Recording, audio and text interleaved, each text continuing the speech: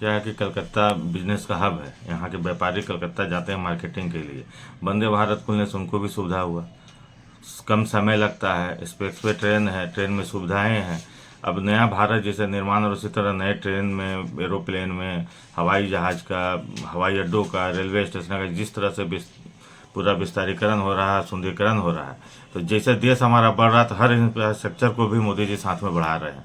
देश केवल विकास रोड इससे तो होगा नहीं, सारे जिससे विकास के जितने भी आयाम हैं, जिसमें कि सारी चीज़ें आती हैं, उन सभी का विकास किया जा रहा है। लगातार वंदे भारत खोला जा रहा है। अभी काशी विश्वनाथ जाने के लिए लोगों को 1 दिन का समय लगता था, अब 6 घंटे में जाके वो पूजा करके अगले दिन आ सकते हैं। इससे काशी में अब लाखों लोग जाते हैं जब से कॉरिडोर बना है। आदरणीय प्रधानमंत्री जब से वहाँ चुनाव लड़ रहे हैं, काशी आप जाएंगे अगर अभी तो इन 10 वर्षों में जो काशी विश्वनाथ है या पूरे बनारस को आप देखेंगे तो आप पहचान नहीं पाएंगे।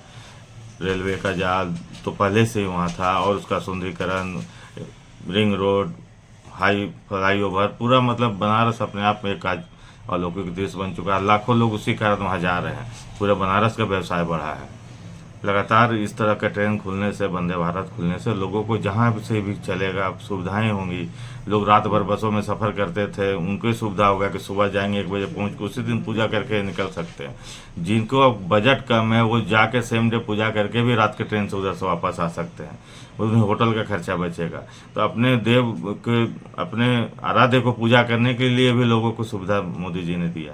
आप अयोध्या के लिए भी हम लोग मांग करेंगे कि एक वंदे भारत अयोध्या के लिए भी चले रांची से, और आदरणीय प्रधानमंत्री से आग्रह होगा कि चुनाव के पहले या चुनाव के बाद जब वो फिर तीसरी पारी में आएंगे तो अयोध्या के लिए वंदे भारत जरूर दे रांची से। आप लोग कैसे देखते हैं झारखंड में, चूंकि चुनाव होना है, 14 सीट की देवीदारी भाजपा कर रही है, 400 का पार आंकड़ा बोल रही है, कैसे पार्टी अगर जिम्मेदारी आप लोग दें, कैसे देखते हैं, कैसे तैयारी कर रहे हैं आप? हम लोग यहाँ 14 के 14 सीट जीतेंगे। मोदी जी के काम पे, उनकी गारंटी पे यहाँ की जनता को विश्वास है। झारखंड की जनता उनकी बातों को सुनती है, समझती है। अभी हम लोग 14 सीट जीतेंगे। नवंबर में जब हमारा विधानसभा का चुनाव होगा तो पूर्ण बहुमत की सरकार बनेगी, और भाजपा अपने विकास के कार्यों को यहाँ भी दोहरी डबल इंजन की सरकार जब आएगी तो और तेजी से झारखंड का विकास होगा।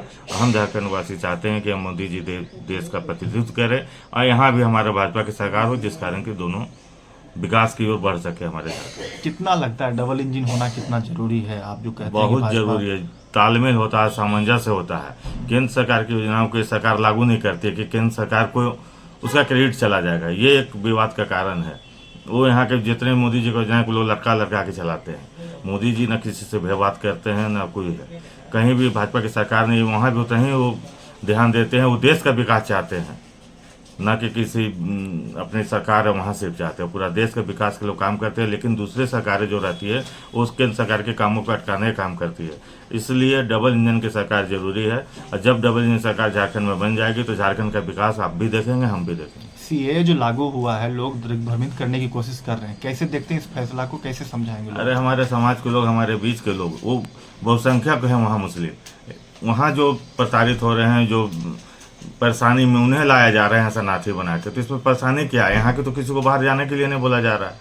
हम अपने जो हमसे बिछड़े हुए लोग हैं, जो वहाँ सताए जा रहे हैं, उन्हें हम अपने शरणार्थी के रूप में नागरिकता दे रहे हैं। इसमें किसी को तो आपत्ति नहीं होनी चाहिए। विपक्ष का काम है झूठा भ्रम फैलाना, वो फैला रहे हैं।